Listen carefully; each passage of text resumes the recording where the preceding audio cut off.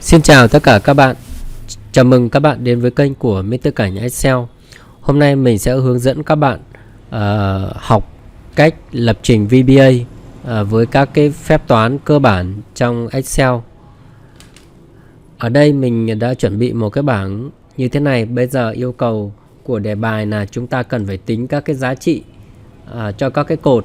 Đấy, tính tổng này, định dạng này, kẻ khung, tô màu và căn giữa cho những cái bảng dữ liệu của chúng ta. Mình sẽ hướng dẫn các bạn dùng tính toán bằng cái phương pháp lập trình VBA.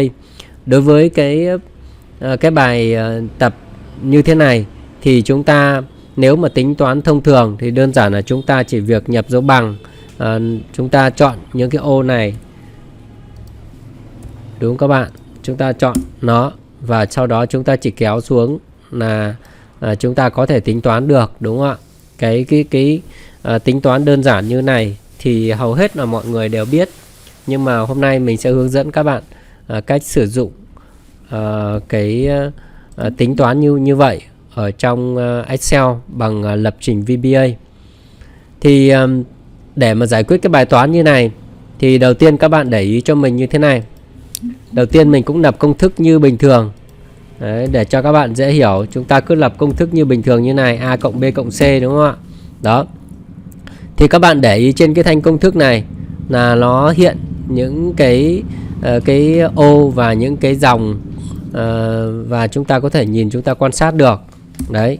Nhưng mà bây giờ nếu mà chúng ta dùng tính toán bằng cái phương pháp lập trình VBA ấy, thì các bạn chuyển mình chuyển cho nó về cái dạng lập trình VBA để cho các bạn xem là cái công thức này nó hiện như thế nào các bạn nhé. Mình sẽ vào cái thẻ file này, xong mình chọn option đó, chúng ta chọn formula. Đấy, chọn vào cái tab formula này, sau đó các bạn tích vào cái ô mà R1C1 này, các bạn tích vào đây. Đấy, sau đó chúng ta bấm OK.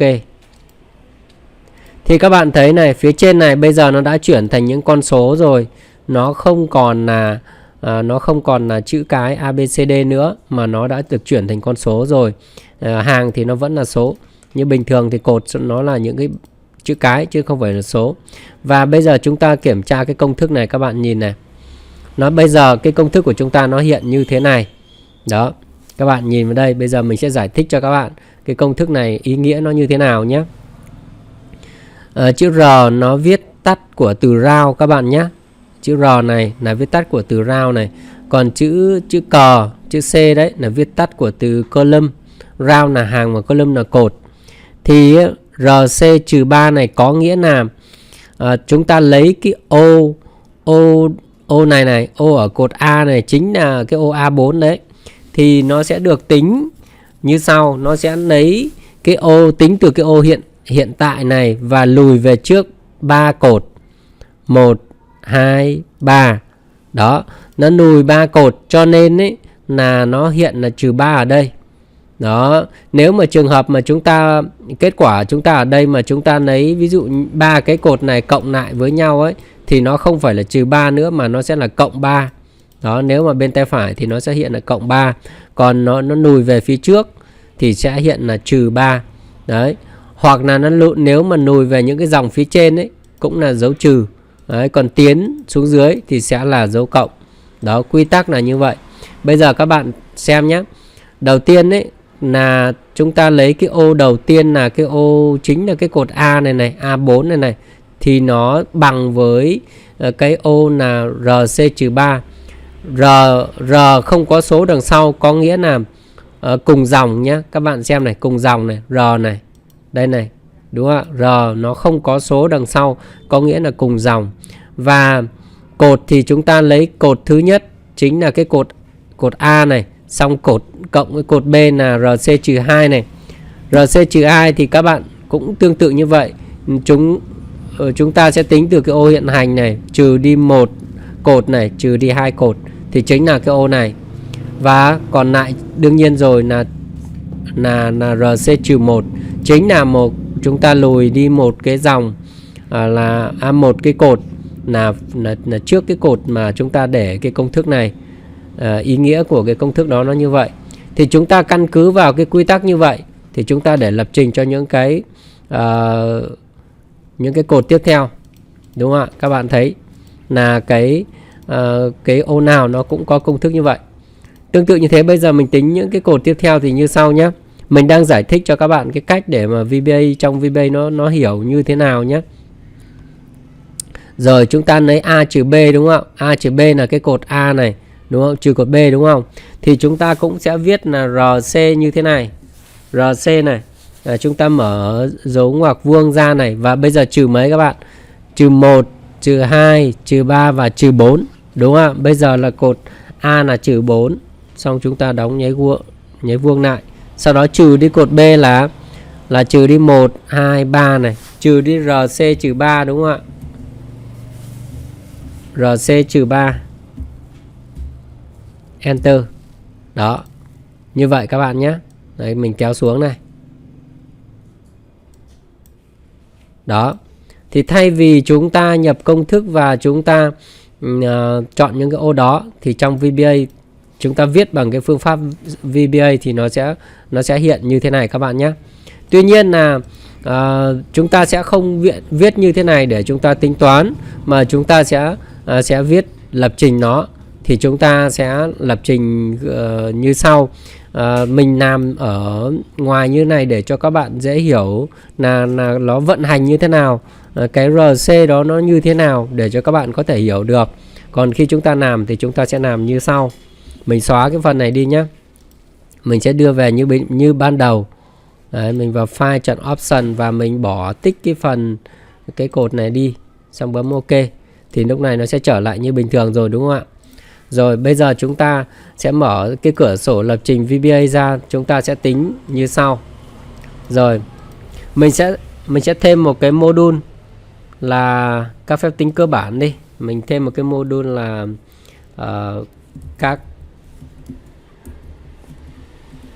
mình thêm một cái module là bắt đầu vào cái sub là các phép tính.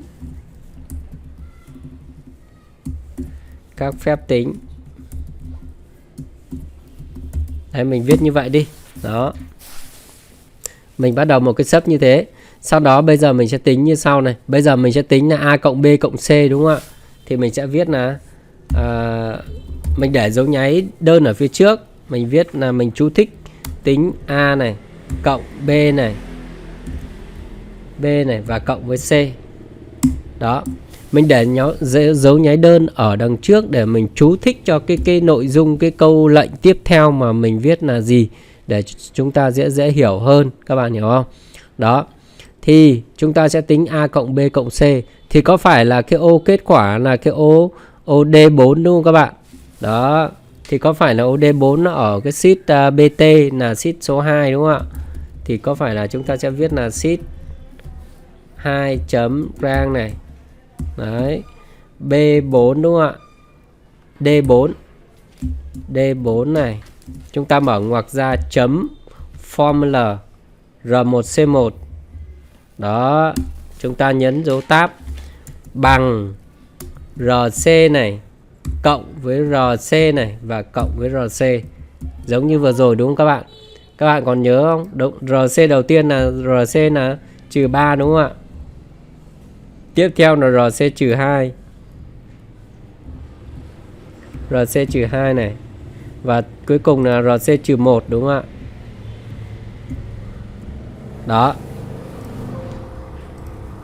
Mình phải để trong dấu nháy kép các bạn nhé. Mình phải để trong dấu nháy kép. Đó.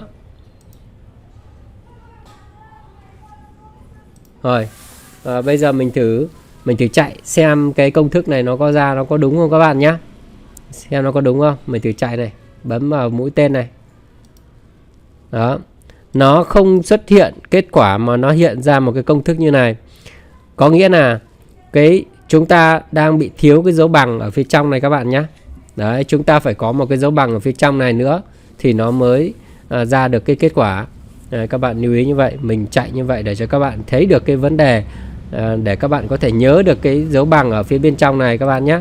Mình bấm chạy này. Đó. Bây giờ nó đã ra kết quả rồi. Và các bạn thấy này. đúng không? Chúng ta lấy 3 cái cột nó cộng với nhau. Đó.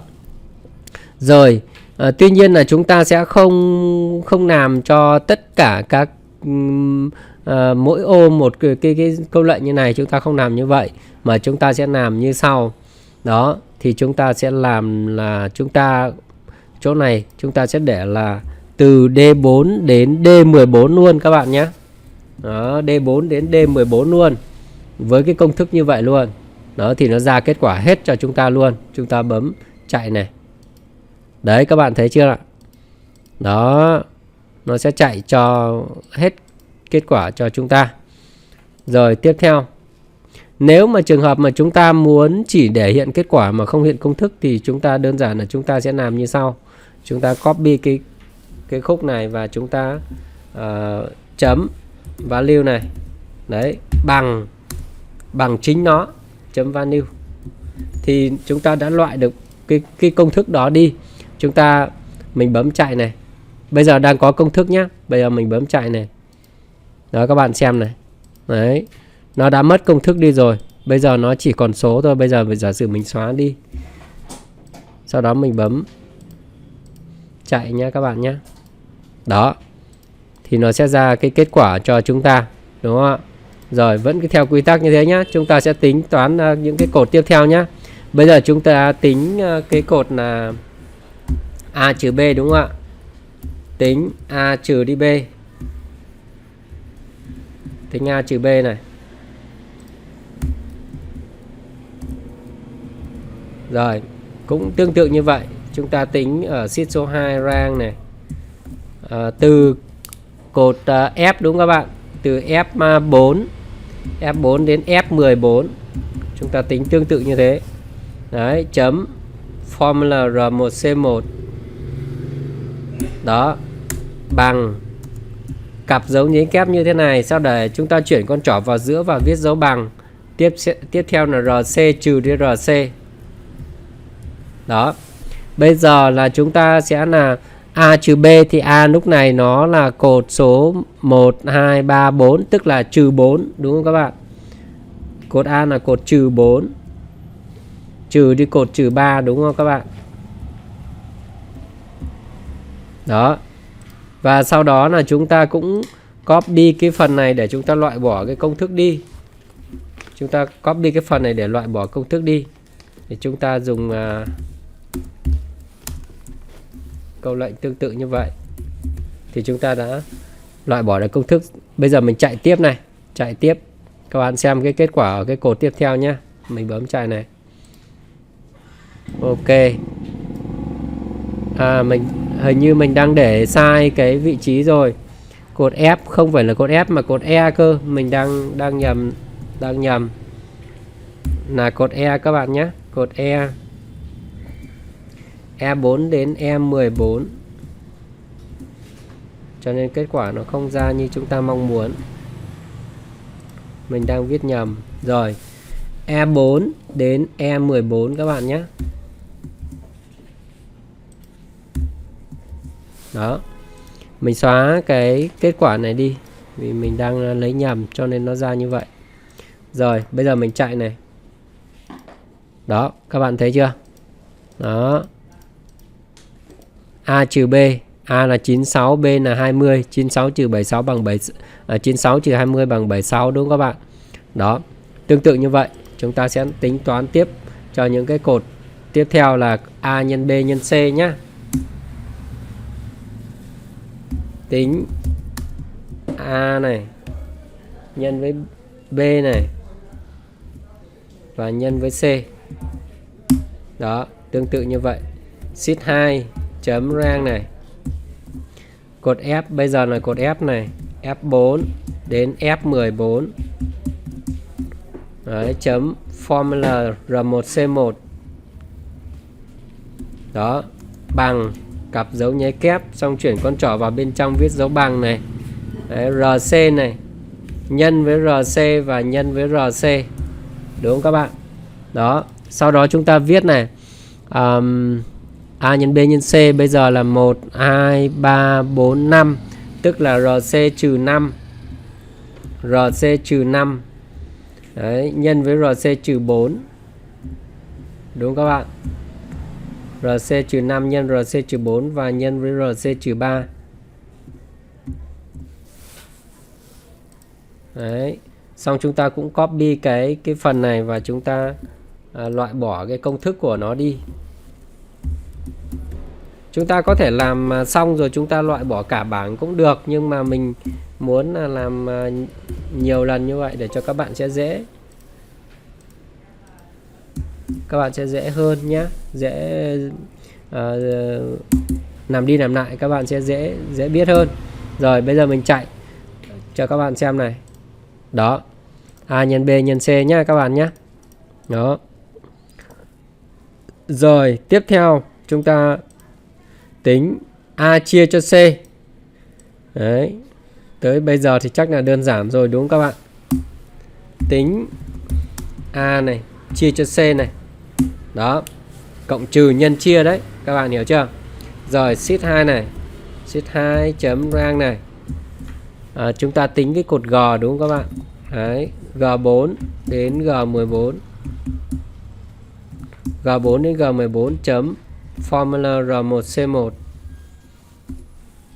bằng cặp dấu nháy kép, chuyển con trỏ vào bên trong viết dấu bằng và RC này và chia cho RC. Đó.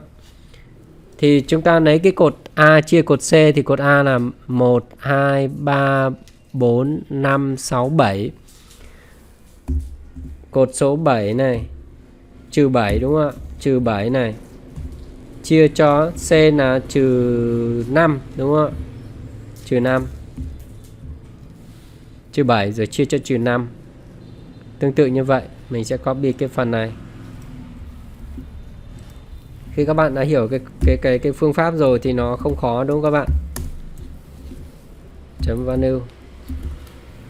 Rồi, bây giờ mình bấm chạy nhé các bạn xem này. Đó. A chia cho C. Khả năng là đây là đang phân cách hàng nghìn cho nên là chúng ta không thấy được cái phần trăm như vậy.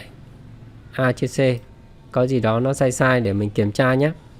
A chia cho C 96 chia cho 12 nó phải ra một con số. Bây giờ mình xem nó có đúng không.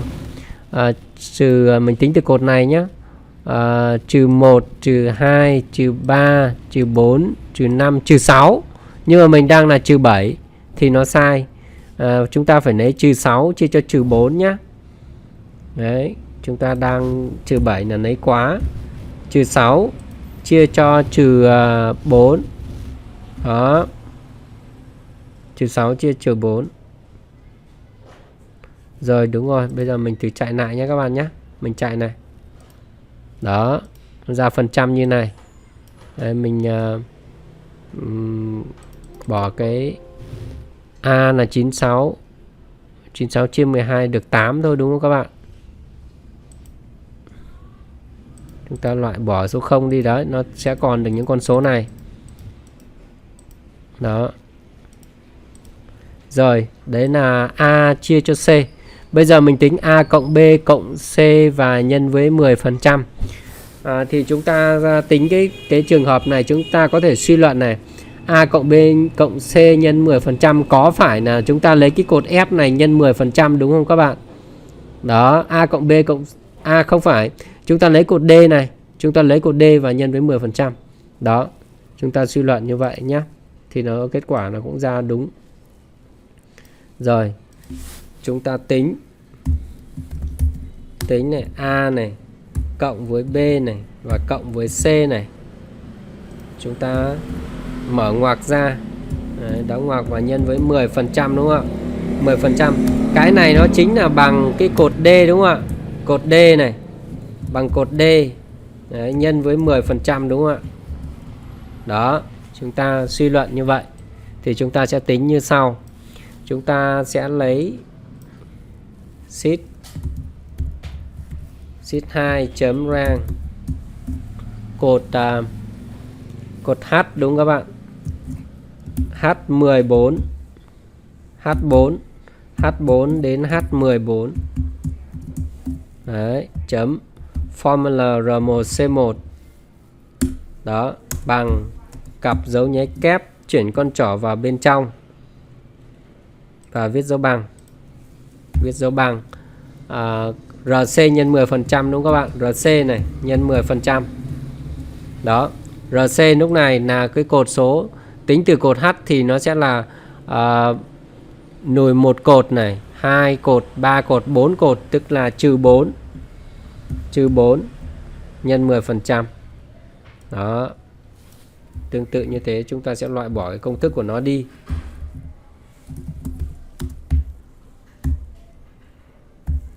Bằng chấm value. Đó.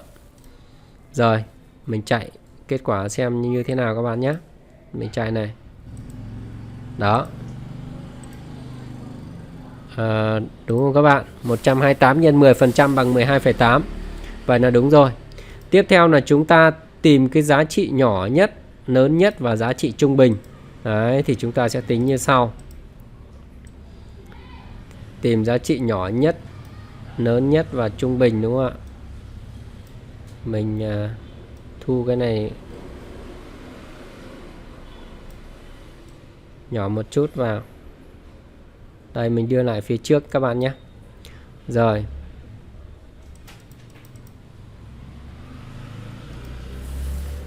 Chúng ta tính giá trị nhỏ nhất.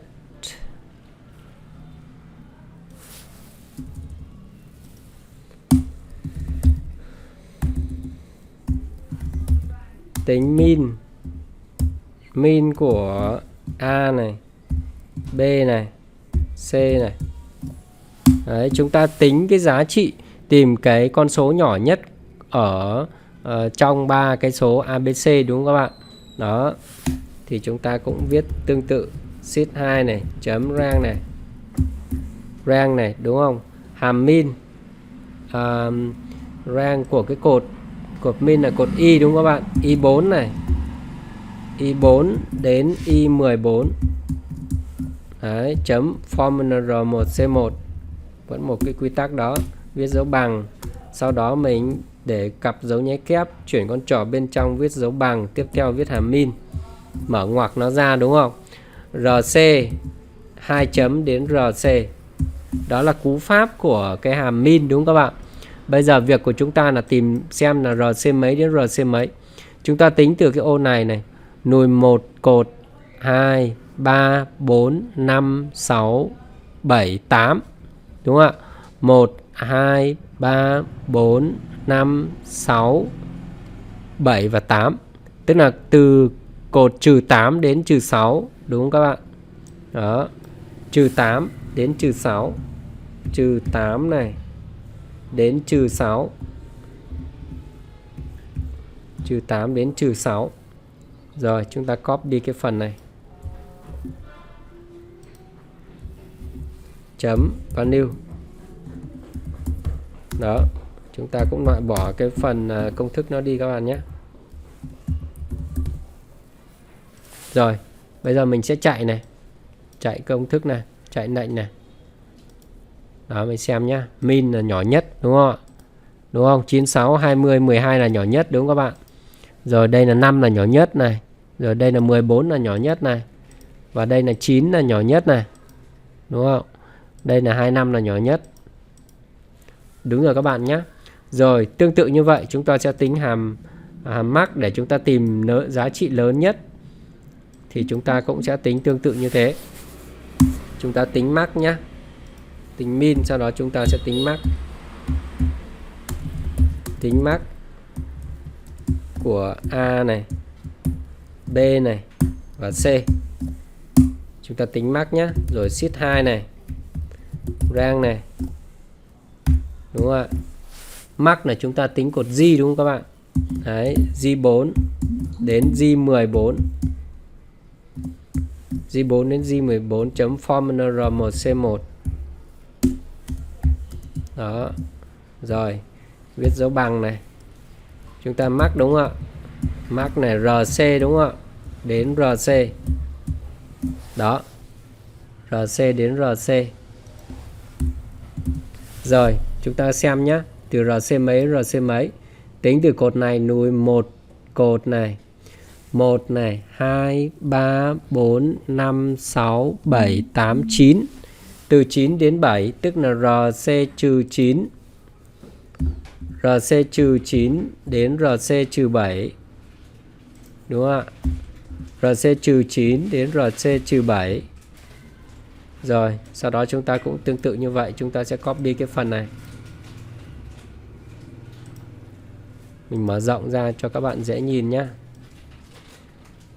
Mình copy cái phần này này. Đó, sau đó mình sẽ viết là value này bằng này, value này.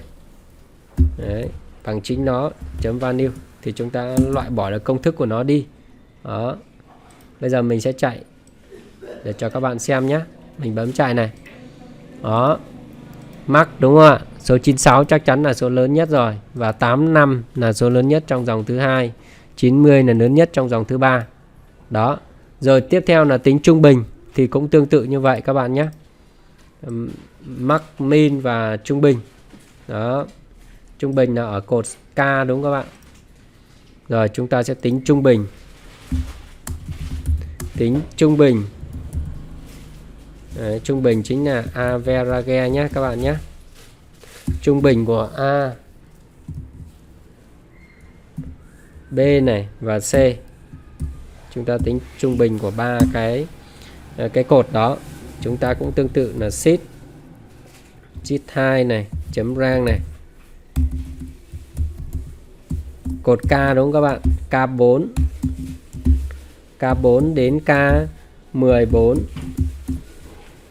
Chấm formula R1C1 bằng cặp dấu nháy kép này, xong để bên trong và dấu bằng này, average này. Đó, trung bình các bạn nhé. RC này, 2 chấm đến RC. Đó là cái cú pháp để khi mà chúng ta tính trung bình đúng không các bạn? Bây giờ chúng ta xem là RC mấy đến RC mấy. Đấy. Chúng ta lùi này, 1 cột này, 2 cột, 3 cột, 4 cột, 5 cột, 6 cột, 7 cột, 8 cột, 9 cột và 10 cột. Đấy, tức là trừ 10 đến trừ 8 đúng không các bạn? Đấy, trừ 10 đến trừ 8. Trừ 10 này đến trừ 8.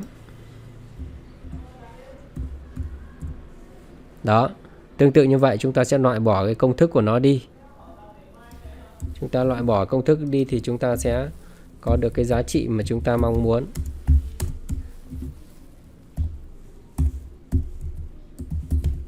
Đó. Rồi, bây giờ mình chạy xem nó có ra cái kết quả như chúng ta muốn không nha. Chúng ta chạy này. Đó, các bạn thấy chưa? Đó, mình đã tính được trung bình nó rồi. Rồi tiếp theo bây giờ mình muốn kẻ bảng cho cả cái bảng tính này thì chúng ta sẽ làm như thế nào?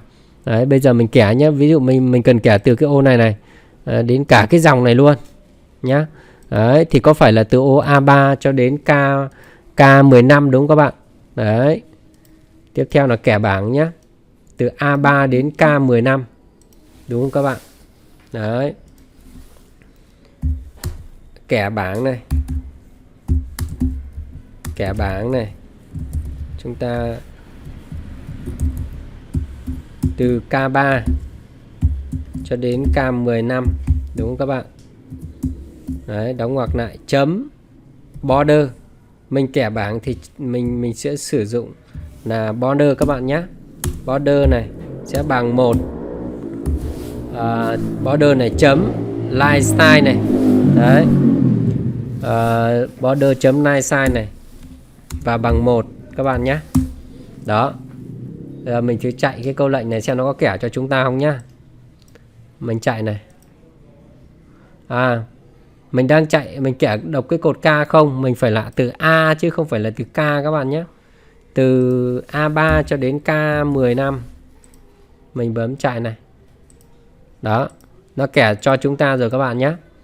Rồi, giả sử bây giờ mình muốn tính tổng đúng không? Mình tính tổng ở những cái cột ở phía dưới này thì làm như thế nào? Đó. Rồi mình sẽ tính tổng như sau nhá.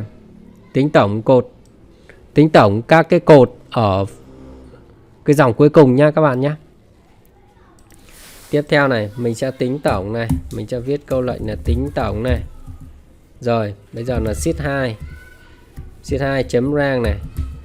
Tính tổng mình đặt công thức có phải là ở ô D15 không các bạn? Đúng không ạ? D15 nhé. Mình đặt công thức là D15.formula R1C1 đúng không các bạn? Đó. Bằng này, cặp dấu nhế kép. Mình chuyển con trỏ vào bên trong và viết dấu bằng. Tổng có phải là sum đúng không các bạn? Đấy, sum này RC đến RC. Đó. Rồi, RC đến RC. Chúng ta xem nhé. RC bây giờ này, chúng ta đặt ở cái công thức ở đây thì có phải là chúng ta tính tổng từ cái ô này trở lên đúng không các bạn? Đó, thì chúng ta đếm nhé. Đấy, đây là ô là cột, đây là dòng nhé, dòng trừ 1 này. Dòng trừ 1 đến trừ bao nhiêu các bạn biết không? 1, 2, 3, 4, 5, 6, 7, 8, 9, 10, 11. Đấy, trừ 1 đến trừ 11.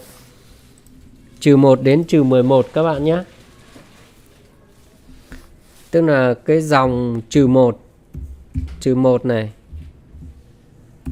Đấy, cột thì cùng cột đúng không các bạn? Đến trừ 11. Trừ 11 chúng ta đóng ngoặc lại. Đó, chúng ta chạy cái lệnh xem nó có đúng hay không đã. Kết quả ra không? Chúng ta chạy. Đó, kết quả ra rồi các bạn nhé. Mình thử quét bằng bình thường bằng chuột xem nó kết quả nó có đúng không. 1338. Vậy là đúng các bạn nhé. Rồi, nhưng mà vấn đề chúng ta cần phải tính tổng cho tất cả những cái cột này cơ, đúng không ạ? Thì chúng ta làm như thế nào? Chúng ta sẽ làm như sau. Chúng ta sẽ sử dụng một cái gọi là cái câu lệnh mở rộng kích thước ra như thế này. Chúng ta chấm này, resize. Chúng ta mở rộng kích thước ra là 1 dòng và 8 cột. 1 dòng và 8 cột.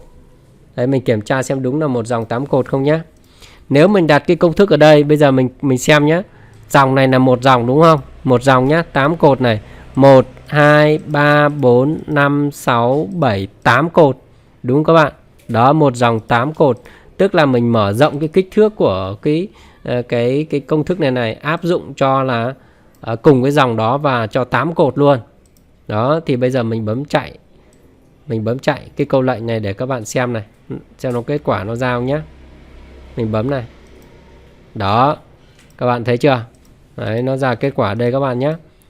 Đấy, rất là nhanh chóng. Rồi, nếu các bạn muốn bỏ công thức đi thì tùy chúng ta. Mà cái dòng tổng chúng ta có thể để cũng được, không cần phải bỏ. Rồi, tiếp theo là giả sử chúng ta muốn tô màu cái dòng tiêu đề. Đấy, giả sử chúng ta tô màu cái dòng tiêu đề. Tức là từ A3 đến K3 đúng không các bạn? Đấy, chúng ta tô màu nhé. Thì chúng ta làm như nào? Tô màu nhé. Tô màu dòng tiêu đề. Thì chúng ta làm như thế nào? Chúng ta vẫn viết là sheet 2 này, chấm rang này. Từ A3 đến K3 các bạn nhé. A3 này cho đến K3. Đó, chấm tô màu đúng không ạ? Thì chúng ta chọn là interior chấm color index. Đó, mình chọn một cái màu nào đó. Ví dụ mình chọn là cho nó bằng số 15 đi. Đấy, mình không biết nó là số 15 là màu gì. Đấy, bây giờ mình thử chạy xem nhé. Mình thử chạy xem nó ra cái màu gì các bạn nhé. Mình bấm chạy này. Đó, nó là một cái màu xám các bạn nhé. Đấy, số 15 nó là một cái màu xám. Rồi, tiếp theo chúng ta tô màu cho cái dòng tổng cộng ở phía dưới nữa thì sao? Chúng ta cũng tương tự như vậy. Đấy, chúng ta tô màu cho dòng tổng cộng. Đó, cũng tương tự như vậy. Sheet 2 này, chấm rang này. Đấy, từ A15 đúng các bạn? A15 cho đến K15. Cho đến K15. Chấm interior chấm color index. Đấy, bằng 15 luôn, cho nó giống cái màu ở trên. Rồi, bây giờ mình chạy nhé. Chạy. Đó, các bạn thấy ok chứ? Đúng không ạ? Tô màu Rồi tiếp theo là giả sử như chúng ta muốn phân cách hàng nghìn thì ở đây đã phân cách rồi. Nhưng mà nếu giả sử mà chúng ta muốn phân cách hàng nghìn thì chúng ta làm như sau nhé các bạn nhé. Giả sử bây giờ mình đưa cái giá trị này về như bình thường. Để mình để như này đi. Để như là cái dạng con số bình thường thôi. Đó, như này đi. Đó, bây giờ mình muốn phân cách hàng nghìn cái cột này thì mình sẽ làm như thế nào? Đó, mình thêm một cái câu lệnh đấy để cho các bạn xem nhá. Phân cách hàng nghìn đúng không ạ? Rồi. Phân cách hàng nghìn đúng không ạ? Cho cột F. Đó, thì chúng ta sẽ tính như sau. Sheet2.rank này. Tính từ cột F là cột F4 đúng không ạ? F4 đến F15 luôn. F4 này đến F15. Đó, phân cách hàng nghìn thì là number format. Number format bằng mở dấu nháy kép ra. Đấy, thăng này. Thăng như này, đóng dấu nháy kép lại. Đó. Bây giờ mình sẽ chạy cái lệnh này cho các bạn xem nhé. Chạy này. Đó, nó đã phân cách hàng nghìn cho chúng ta rồi các bạn nhé. Đó là cách phân cách hàng nghìn này. Rồi tiếp theo là bây giờ giả sử như là mình muốn gộp, mình muốn căn giữa đi. Đấy, giả sử mình muốn căn giữa đi. Đây là cái dòng cuối cùng, đây nó đang giữa rồi. Bây giờ mình bỏ cái căn giữa của nó đi các bạn nhé. Đấy, thì mình sẽ căn giữa lại cho các bạn xem. Đấy, chúng ta muốn căn giữa thì chúng ta làm như thế nào? Chúng ta căn giữa cái dòng tổng cộng ở phía cuối các bạn nhé. Là cái dòng số 15 đúng không ạ? Từ A đến K. Chúng ta sẽ căn giữa cho dòng tổng cộng. Đó. Thì là sheet 2 này, rank này. Từ A15 đúng không các bạn? A15 cho đến K15. Đó, căn giữa thì chúng ta căn giữa chúng ta chọn là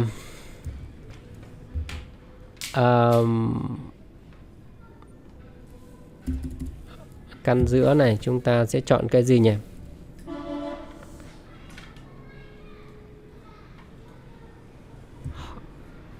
Horizontal alignment, đúng rồi. Rồi. Bằng chúng ta căn giữa chọn XL center. Đó, chúng ta căn giữa cho nó. Đấy, chúng ta thử xem là chúng ta chạy nó có ra giữa cho chúng ta không nhá, các bạn xem nhá. Mình chạy này, các phép tính rồi run này. Rồi, căn giữa này là căn giữa bên phải và bên trái. Thì nó đã căn giữa bên phải bên trái cho chúng ta rồi. Các bạn nhìn ở bên này này, nó căn giữa bên phải bên trái cho chúng ta rồi. Đó.